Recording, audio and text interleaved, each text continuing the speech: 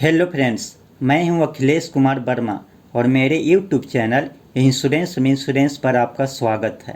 आज हम standardization of exclusion in health insurance के बारे में जानेंगे। इसके फायदे एवं नुकसान के बारे में भी जानेंगे। इस सीरीज के अंतर्गत दो वीडियो पार्ट 1 एवं पार्ट 2 है।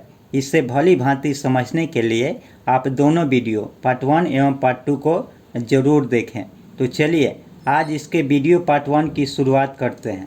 इंडिया में हेल्थ इंश्योरेंस कंपनियों में लगातार बढ़ोतरी के साथ साथ हेल्थ इंश्योरेंस पॉलिसी में भी काफ़ी बढ़ोतरी हुआ है और इन सभी हेल्थ इंश्योरेंस पॉलिसी में एक्सक्लूजन अभी तक अलग अलग थे, जिससे कस्टमर को पॉलिसी कंपैरिजन करने में असुविधा होती थी, जिसके कारण वह सही हेल्थ इंश्योरेंस पॉलिसी चूज नहीं कर पाता था। इसी को ध्यान में रखते हुए IRDA के लिए यह आवश्यक हो गया था कि वह हेल्थ इंश्योरेंस मार्केट को रेगुलेट कर यूनिफॉर्मिटी लाए। इस गाइडलाइन का उद्देश्य हेल्थ इंश्योरेंस पॉलिसी में एक्सक्लूजन को स्टैंडर्डाइज कर इसे सरल करना है, जिसका पालन प्रत्येक जनरल एवं हेल्थ इंश्योरेंस कंपनी के लिए अनिवार्य होगा। पिछले कुछ वर्षों में हेल्थ इंश्योरेंस पॉलिसी में कई बड़े बदलाव और सुधार हुए हैं।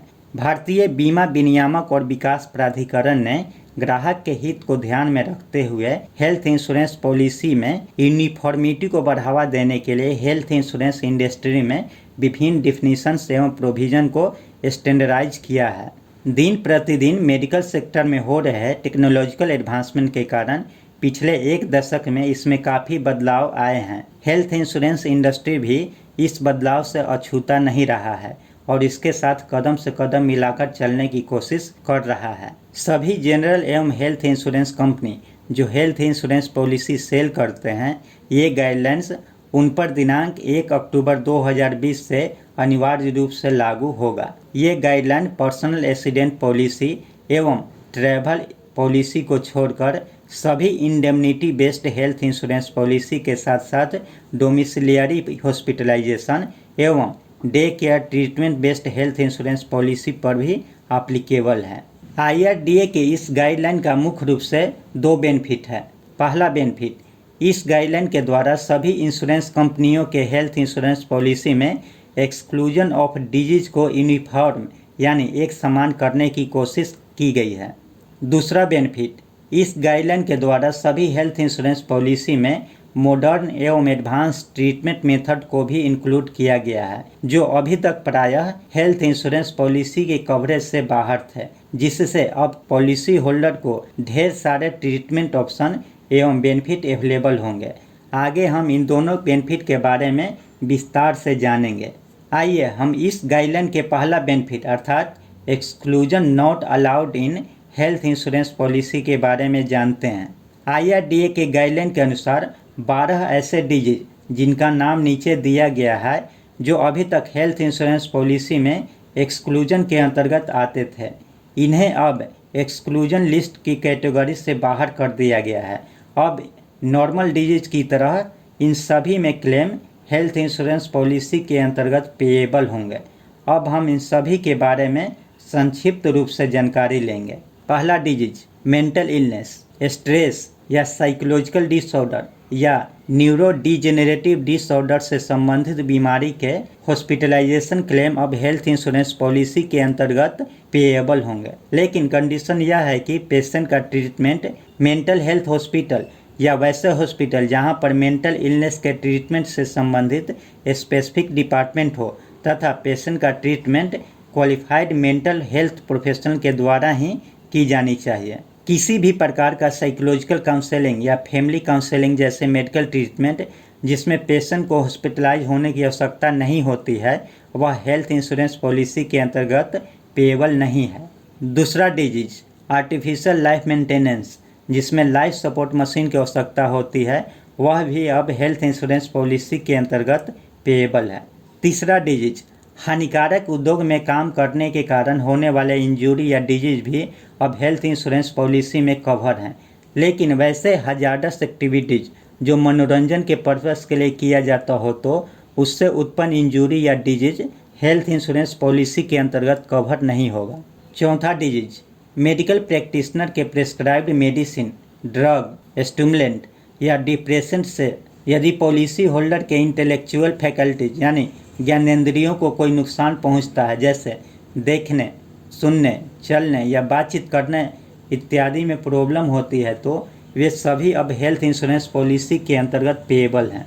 5वां डिजीज, प्यूबर्टी एवं मेनोपॉज से संबंधित बीमारी भी हेल्थ इंश्योरेंस पॉलिसी के अंतर्गत कवर हैं। 6ठा डिजीज, आँखों की बीमारी, एज रिलेटेड मैकुलर डिजेनरेशन, जो सामान्यतः ओल्ड एज में होता है, हेल्थ इंश्योरेंस पॉलिसी के अंतर्गत कवर है, लेकिन इस डिजीज के केस में 48 महीने का वेटिंग पीरियड अप्लीकेबल होगा।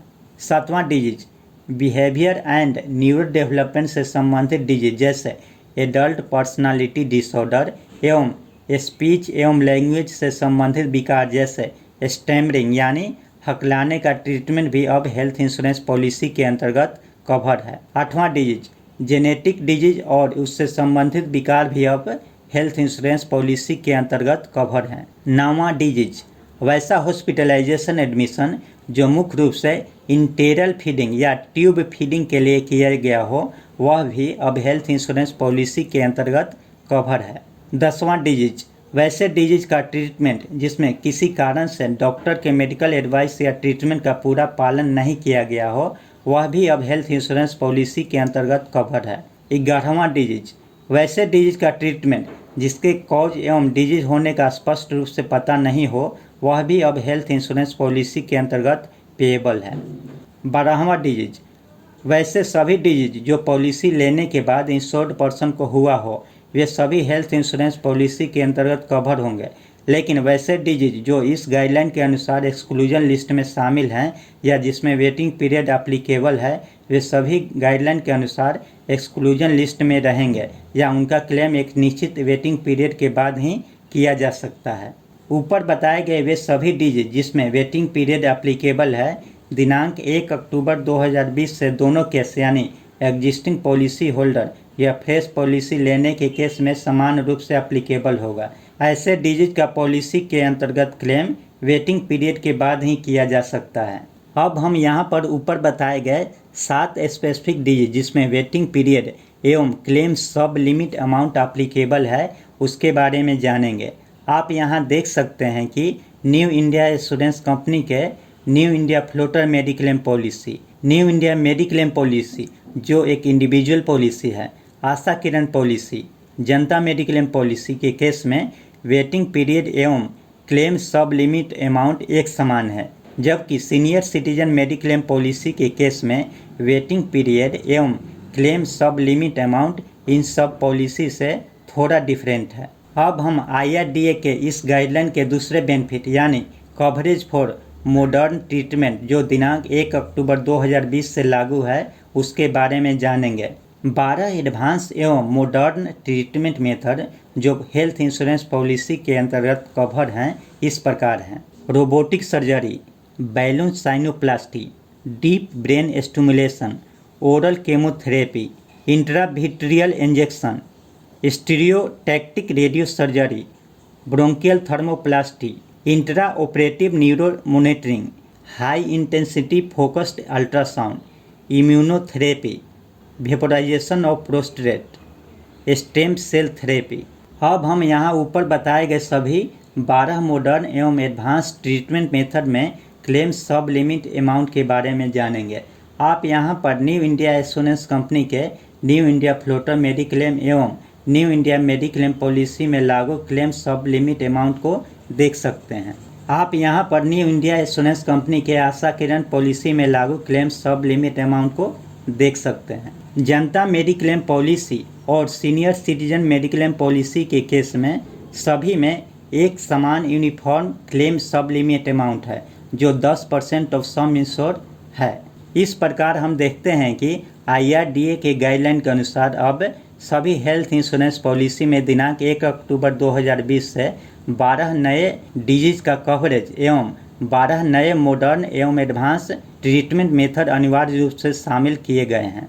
साथ ही साथ IRDA ने सभी इंश्योरेंस कंपनियों को यह छूट दी है कि वे अपने हेल्थ इंश्योरेंस पॉलिसी में प्रीमियम 5% तक इंक्रीज कर सकते हैं।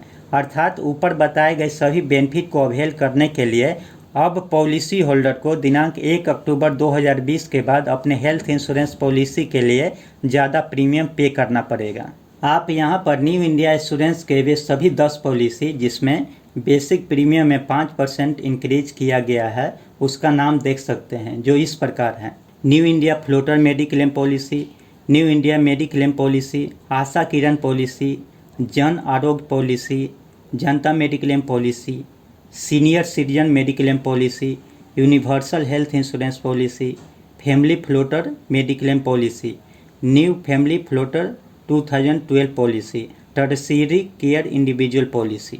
आप यहां पर न्यू इंडिया एश्योरेंस के वे सभी 7 पॉलिसी जिसमें प्रीमियम को इंक्रीज नहीं किया गया है उसका नाम देख सकते हैं, जो इस प्रकार है। New India premier mediclaim policy, new India 60+ mediclaim policy, new India top up mediclaim policy, new India global mediclaim policy, new India assurance का corona Kavach policy, new India cancer guard policy, new India assurance का आरोग्य संजीवनी policy. तो आज के इस video part 1 में बस इतना ही। हम इस सीरीज के वीडियो पार्ट 2 में IRDA के स्टैंडर्डाइजेशन ऑफ एक्सक्लूजन के गाइडलाइन के अंतर्गत हेल्थ इंश्योरेंस पॉलिसी में अवेलेबल सभी एक्सक्लूजन के बारे में विस्तार से जानेंगे। IRDA के इस गाइडलाइन को पूरी तरह समझने के लिए इस वीडियो के बाद इस सीरीज का दूसरा वीडियो पार्ट 2 जरूर देखें। अगर मेरा यह वीडियो आपको अच्छा लगा तो प्लीज़ मेरे वीडियो को लाइक करें, शेयर करें एवं मेरे YouTube चैनल इंश्योरेंस में इंश्योरेंस को सब्सक्राइब करें। Thank you.